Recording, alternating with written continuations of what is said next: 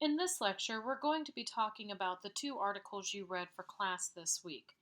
In the past couple years, probably the past 10 years, there seems to have been an attack on the humanities, that humanities in a liberal arts education is no longer necessary. Why? Because it doesn't provide what donors and schools see as value, and especially in a profit making value. So, what has happened is we've seen a lot of books and articles being written that are trying to justify the humanities. The first we're going to look at is Valerie Strauss's Why We Still Need to Study the Humanities in a STEM World. This was published in the Washington Post on October 18th, 2017. And then we're going to look at Stanley Fish's response to these texts and these articles and what he actually has to say about them. So let's start with Strauss. So Strauss again is looking at why we need to study the humanities in a STEM world, right? With the STEM education being a focus of many school programs, being science, technology, engineering, and math. And so she starts her article by talking about how it's often, it's pretty common to hear that a liberal arts degree is useless. Often when you have a degree in this, you get asked, what are you going to do? Teach with that? Well, there's this idea that the humanities can't teach us things that are going to be marketable on the job market. And she goes on to talk about what Gerald Greenberg, who's a senior associate dean at Syracuse University, claims the humanities are valuable because they foster problem solving and critical thinking abilities. And then they go on to claim that there are many important reasons for studying the humanities and that we tend to ignore these at our own peril. A liberal education is a cohesive collection of experiences, each providing its own unique contribution to the enlightenment of its practitioners. Natural sciences, which are usually associated with STEM programs along with math, are often discarded as part of the liberal education, but in a traditional liberal education, these sciences and maths are also part of the program. What is Greenberg's point? His point is only through engaging in the thinking processes practiced in these areas that one can be exposed to various ways of thinking, analyzing, and questioning. Therefore, they all have value. And in fact, he refers to the Tao, or the Tao of the liberal arts.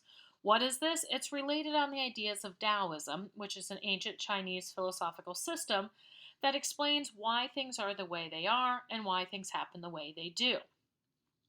Also, defenders of the humanities often claim that those who study them are able to think critically and write clearly. Both an issue for both defenders and critics of the humanities, though, is they often have a hard time defining them, and that's where Strauss spends a lot of time on in her article talking about how we actually define the humanities.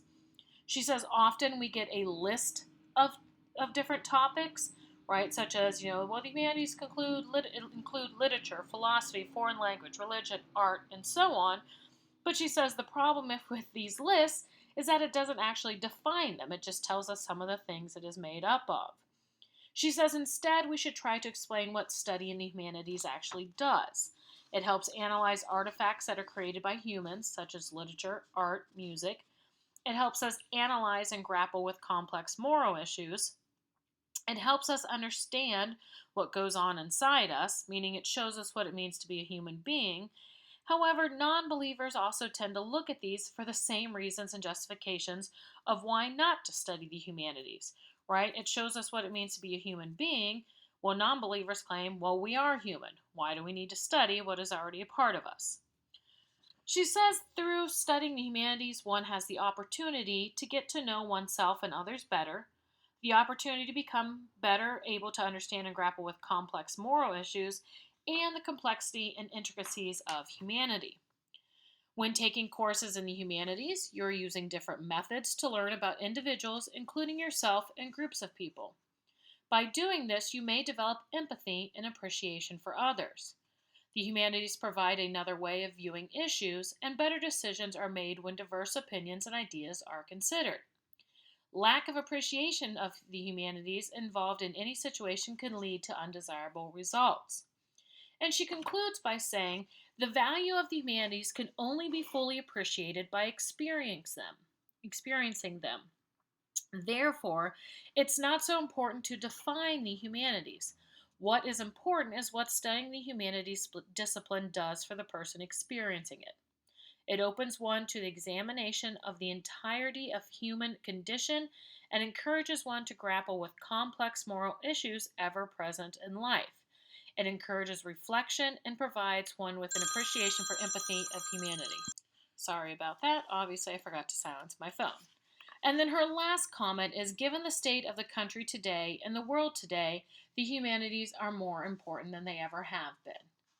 So, what's interesting with this article is she is defending the humanities, right? She's trying to defend them against those who say that they are not needed, that they don't do anything. Well, what's interesting is the next article by Stanley Fish. Again, this one is titled Stop Trying to Sell the Humanities. This was published in the Chronicle of Higher Education, June 15th, 2018. And what he does in this article is very interesting is he does start out kind of the same way that she does. He says, as more claims arise that the humanities are not needed and universities are starting to pivot away from the liberal arts, Fish claims that they should no longer be called universities, right? He's talking about a specific university who got rid of their humanities programs, their English program, their foreign languages. And he said if they make that choice, right, and the school made the choice because basically they said these areas weren't making them money, he says, fine, you can do that. But you are no longer allowed to be called a university or a college. Why? A university is a place where the student is not encouraged to confuse education with training for a profession. That's a trade school. With learning new tricks of a trade, with preparation for future particular service in society, or with the acquisition of a kind of moral intellectual outfit to see him through life. He says, whatever an ulterior purpose of those sorts makes an appearance, education steals out the back door with noiseless steps. And what he's talking about in this article is that these defenders of the humanities are often having to defend them on other people's terms, right? And that's what happened in the previous article. She's trying to defend the humanities against the STEM education. But Fish is saying we shouldn't do that. These aren't the same things, right? The humanities also are not the same as a trade school. When you go to a trade school, you're literally learning a specific trade with the idea of it leading to employment. That is not what a college education is technically supposed to do. He says when the humanities are asked for these to justify themselves, they are asked to submit to a measure that has nothing to do with the reasons that led people to becoming educators in the first place. The university's obligation is to be true to what it is and to resist turning over its mechanism of judgment and decision making to some purpose not internal to its proper or operations. So, what should the internal purpose of a university be? He says, well, Aristotle claimed that it would be contemplation, meaning turning matters over and then turning them over again. Aristotle says it's worth serious worth because it aims at no end beyond itself and it has a pleasure to itself. Meaning that it is not the job of the college and universities to prepare you for a job later in life. That the idea of the college and universities is contemplation, to open you up to new experiences, new education that you've had before. Not necessarily, not at all, to train you for a job. Yet he continues, how do universities defend this point when the rest of the world wants instrumental assessment, outcomes, employment statistics, and metrics? And he says this is the hard part, right? People don't like to hear, well, you need to learn the humanities because they're important. Why are they important? Because they're humanities, right? Often we want to see some sort of tangible results from this. And it's interesting when you think about it how he does next, where he talks about how the humanities thrive in our everyday lives, right, in our communities. Think about concerts, poetry reading, Shakespeare festivals, the opera, symphony, country music. All of this is part of a humanistic performance. Yet, and those tend to flourish. Yet people don't want to pay to fund the English, philosophy, or the classics departments because in those, in an academic setting, they don't see the intrinsic value. And then he goes through these different justifications of what people have tried to do to justify the humanities and why they have failed. And I'm not going to go through all of these. They're part of the article. You can read them on your own. But for each one, I would know what they are and why they have failed. And he terms them the meaning making, the utility argument, happiness, democracy needs us, better citizens, and the intrinsic value justification. And he says all of these don't work, right? When we are led down the path of these, again, we are judging the humanities off of something that they should not be judged by, right? That we're judging them by some outsider's view of the humanities. And he says the justification of the humanities is not only an impossible task, but an unworthy one, because to engage in it is to acknowledge, if only implicitly, that the humanities cannot stand on their own and do not on their own have independent value. And he says they do. And then he asks, but how do we sell this? And the problem is that we can't. And so he asks, so what do we do? And he claims that right now the only hope is in the senior administrators, that ones that see how valuable the humanities are and that they take a firm and unshakable stance that the humanities are needed and they resolve to protect them. Then he digresses a little bit into a discussion about the digital humanities. This is an idea that was put forth to kind of try to save the humanities. The problem is digital humanities are not the humanities. Okay, what we are looking at when we look at digital humanities, this is the application of computational tools and methods to the humanities to find patterns and meaning. But as Fish does, this is dismissed because this is not really the humanities, right? When we apply an algorithm to a piece of literature, right, to Homer's The Iliad, and we look for patterns, we're often going to find these. Why? Take, for example, in an English translation, right?